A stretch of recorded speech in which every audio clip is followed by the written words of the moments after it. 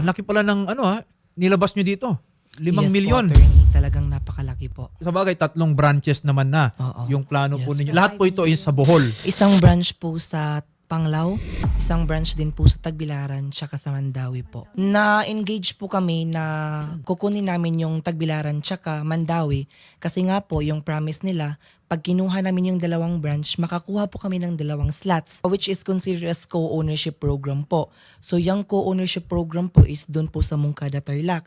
So while po hindi po nag-ooperate yung 2 branch, specifically yung Tagbilaran tsaka Cebu po, attorney, kikita daw po kami doon sa 2 slots sa Mungkada. So that's around approximately 200 to 250,000. Okay. Per Maganda yung month po. offer. Yes po, If you come talagang to think of maganda. it, no? You had your agreement. I imagine, ito po ay nasa isang kasulatan. Yes po. Di ba? attorney. 5 million eh. Hindi naman kayo babasta-basta lang na magbe-verbal agreement pag ganyang kalaki na po. Ito po bang 3 branches na ito natupad naman? So for attorney, yung nag-open lang po is yung Panglao branch po. Kasi yun po yung inuuna naming ina-open po. Kailan pa ba yung agreement ninyo? Last 2024 lang po. Siguro naman sa agreement ninyo is nakalagay doon, may timeline. Kailan dapat magbukas yung isang branch na to, yung pangalawang branch, yung pangatlong branch. Actually, magdidepende sila sa construction po. May timeline po kami na sinusunod, pero i-consider naman nila kung hindi pa kayang mag-open ang isang branch po. Kayo naman siguro, when you paid 5 million pesos, it was with the expectation na agad-agad, no, at that soonest possible time, makapagtayo or makapagbukas man lang kayo nitong mga branches na ito. Di sayang lang yung 5 million nyo kung habang buhay kayo maghihintay. Exactly. Diba? Kailan pa attorney. tayo magiging ready? Kung isang branch lang po, no, yung nagbukas, kamusta naman yung branch na yun? 3 buwan lang po yung nag-operate. Kasi nga po nagka-problema na nung May 1, 2026. Kasi I was trying to request a allocation for stocks for the Panglao branch. Then hindi po nila ako ina-allocatan. And nag-send po sila sa akin ng acknowledgement of outstanding obligations, where in the first place, it is clearly indicated in the addendum to the franchise agreement that I am done paying all the obligations and responsibilities, included all the payables po. So Okay. lahat ng po yun, binayaran po namin, and then lahat ng transaction deposited through the personal account, bank account of the Chief Executive Officer po, attorney. So ang sinasabi po ninyo, Sir Rem, wala na kayong obligasyon sa kanila. Exactly, attorney. So, syempre, may nagbukas na isa lang. Okay, pagbigyan na natin, isa lang muna. Sabi mo, yung delivery ng stocks hindi nasusunod. Anong ibebenta mo? Exactly, attorney. Kaya nga po na nagkakaroon ng temporarily Closure. i-closure ng restaurant. So, nung nalaman ko na dininay nila, and at the same time, attorney, ang pinakamasakit pa doon, clearly indicated sa second na hindi pa daw kami nakapagbayad ng franchise fee. And then that acknowledgement of outstanding obligations was signed by the Chief Operating Officer, which is Okay. Xavier Pagaduan po. Sino po yung nakakausap ninyo dito sa One franchise of the na staff of the management po, which is Sister Ayan po. to? Okay. Na-send po nila yung attorney through our Viber GC. And hindi lang naman po yung attorney, sa dami ng dinadami nila. Actually, attorney, for the record, nagkakaroon po ng double sale yung above sea level. Bakit po? Siguro strategic thinker sila, attorney. Ang nangyayari po dito, inoferan ako ng Cebu, dun sa Mandawi. Inoferan din ako ng master franchise. When we say master franchise, attorney, ikaw po yung hahawak ng buong region. Regional manager po kayo. So ang nangyari po, when I found out na meron na po palang humawak sa master franchise na yon. Ang tanong, bakit po sila nag-offer sa akin ng ganon? Where in the first place, may naka-grab na pala ng opportunity na in yun. effect, dalawa na kayo doon, there is already conflict. Yes, Sino attorney. ang totoo at sino Yes, talaga yung attorney. may, let's just say, control or authority over this particular region. Yes, attorney. In total, magkano yung labas mong pera dito? 5. 5.4 ata. Yes, attorney. 5.4. Yes po. In terms of benefit, magkano yung halaga na sa tingin ninyo natanggap mo? Actually, attorney, yung Panglao branch, di ba yung isa pa lang na yung nag-ooperate. So, the soft opening during the time of tension is November 15, 2025.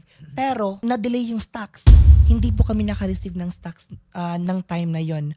Pero because of my confidence, Ano daw yung reason, aside from yung sinasabi na meron ka pang outstanding, Ano pa yung reason na bakit hindi may deliver yung mga stocks niyo? Dapat kasi nare-replenish yung yan every time. Yes, ganito Exactly, kasi attorney. Before kami mag-open, mag-soft opening, na-postpone kasi hindi kami napadalhan ng stocks on time or like before the soft opening noong Okay. November 15 po. Meron bang mga franchises din of the same store, no, or same product within nakakilala ninyo? I mean, na malapit sa area po ninyo.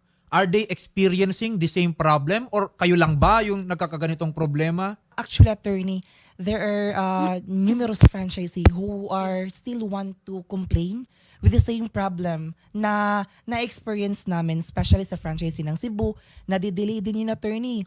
So, ang masasabi ko lang, Miss Rowena Baldonado, you can never have the tranquility of your life if you are continuously doing these bad things na, you know, ang gusto lang naman namin is makakapagbigay kayo ng right treatment. Especially, attorney, ang dami na talaga silang niloloko. Especially sa mga OFW. They throw that franchisee like a garbage. So, ganun sila. Last June 2nd week, if I'm not mistaken, we had our last Zoom meeting together with their legal counsel. And then, during the Zoom meeting, I humbly asked their legal counsel, what is your amicable settlement? What is your proposal? Ano po ba ang magiging proposal para po sa solusyon ng problema na to? Hindi nila maibigay because simply, they are just buying my time. They're just wasting our time. Lieutenant Renato Garcia, pwede po ba nating magbigyan ng assistance? So let's just investigate. We get to ask the questions kung ano na ba talaga yung tunay na nangyayari dito. Ang daming pangako na apparently hindi naman daw sinusunod. Yes, sir. Papapuntahin namin silang lahat, sir, dyan po sa inyong tanggapan. They will be ready to execute their affidavits and we wish po sana na we conduct an investigation, Lieutenant Renato Garcia. Yes, sir. We will conduct an investigation, sir. Okay, That matter, because sir. ang involved po dito, we are not talking about thousands lang. We are talking Yes, sir, about yes. 5,400,000. Imomultiply Yes, sir. mo yan kung ilan yung katao dito. We are talking a substantial amount of money. Yes, sir. Okay? So, Lieutenant, no, please make sure, no, this is for awareness din naman and to ensure na, sabi mo kanina, may mga OFWs, kami, alam po namin, ang daming OFW na nakikinig sa amin dito. So, we would want sana na everything would be above board sa Yes, lahat po sir. ng Yes, ito. sir. So, Lieutenant, aasahan po namin ang tulong po ninyo. Yes, sir. Sir Rem at kay Ma'am Aina, the situation po no dito sa inyo right now, well, ang nakikita ko dyan is, base dun sa nabanggit ninyo, is hindi nasusunod yung agreement po ninyo. Okay? Exactly, attorney. And I understand, no? Siyempre, yung agreement po ninyo will govern the relationship that the parties there to have. Pero right now kasi, yung pera ninyo, bayad na eh. Yes, attorney. Di ba? Maibalik man lang sana in the meantime na hindi nyo natatanggap yung full benefit, the full value nung naibigay po ninyo, mabuti sana if you can just restructure. Magbigay na lang sila ng alternatives. Pero kung wala, malaking problema po sa inyo yon. Yes po. Napakarampant na po to. And then what they are trying to do right now is they are tending to rebrand or rename the above sea level, which is introduced by the legit name Giant Sotong PH po. So yan po yung bagong brand ng above sea level po. We would like to listen din kung anong panig naman nitong above sea level. Kami po dito is bukas. Gusto ko nga marinig yung panig din po nila patungkol po Yes dito po, sa attorney. nabanggit po ninyo. Kasi kayo, ang gusto po ninyo is magkaayos na kayo. You just want a solution to this problem. Yes, attorney. Let's cooperate dito po sa investigasyon na gagawin po ni na Police Lieutenant Renato Garcia. And then we will see where it gets us. Okay? Okay, attorney. Sige po, no? This is not to revenge the company nor to destroy the reputation of the company, but this is for the public awareness, especially for the present and future franchisee na andyan pa sa above sea level, and of course sa bagong brand nila na Giant Sotong PH by above sea level. I hope talagang magre-research muna tayo kasi alam naman natin na hindi lang ako ang nabiktima sa above sea level. Hindi lang isa, dalawa, tatlo na mga franchisee, kundi marami pa. Especially sa mga OFWs dyan who are working hard dyan sa abroad. I hope na makahanap po kayo ng paraan para masik ang hustisya po. Muli po si Rem John Guillermo at si Ma'am Aina Hartel Boser. Maraming salamat po sa inyo. magpapadala din sila ng kanilang panig pero through letters. So aantayin na lang din po namin from above sea level po. Okay po. Thank you so much, ma'am. Maraming Attorney, salamat thank po. you.